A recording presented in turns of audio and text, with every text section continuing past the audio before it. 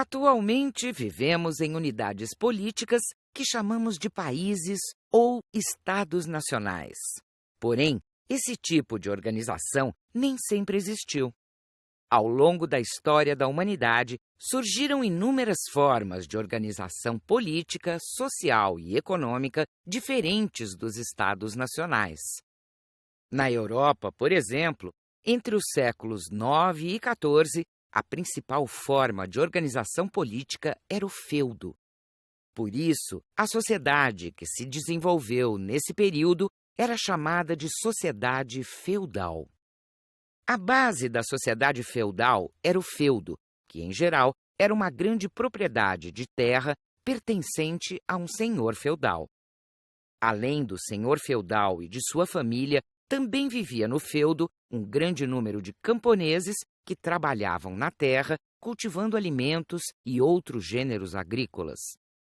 Grande parte desses camponeses vivia como servos e pagava uma série de impostos aos senhores feudais. Os camponeses livres eram chamados de vilões, mas estes também deviam uma série de obrigações aos senhores feudais. Os feudos eram independentes uns dos outros. Não havia um poder central controlando todos eles.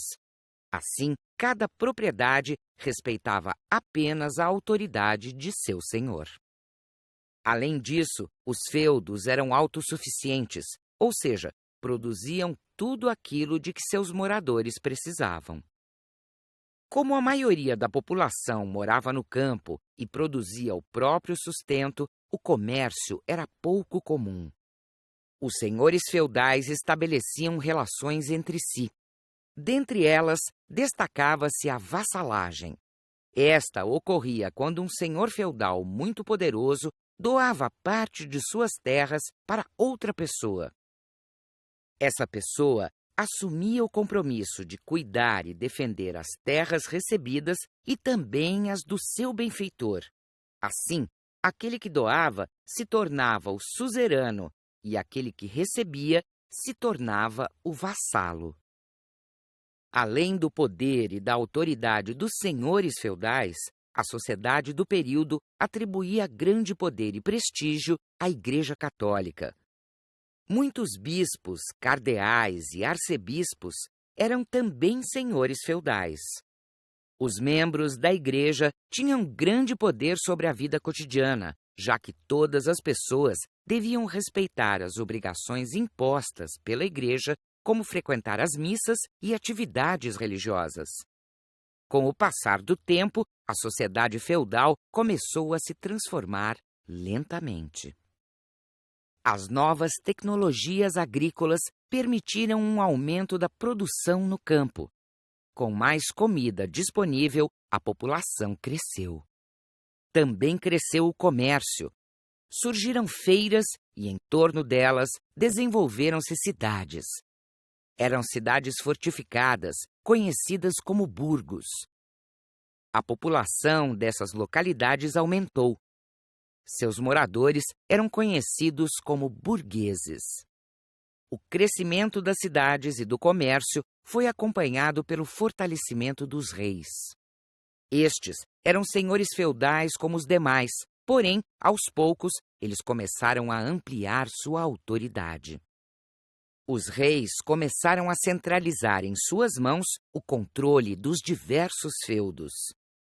Eles estabeleceram uma moeda única para seus territórios e unificaram os impostos, além de garantirem a segurança da população. Todo esse processo aconteceu com o apoio dos comerciantes, que viam nos monarcas a possibilidade de tornar suas atividades mais seguras e lucrativas. Foi assim que os feudos foram progressivamente incorporados aos territórios dos reis, originando as primeiras monarquias nacionais, como a atual Inglaterra, a França e Portugal. Com o apoio dos burgueses, os reis conseguiram vencer a oposição dos senhores feudais e impor sua autoridade sobre inúmeros feudos. Esse processo é chamado de centralização política e provocou a lenta substituição da sociedade feudal por uma sociedade baseada em estados nacionais.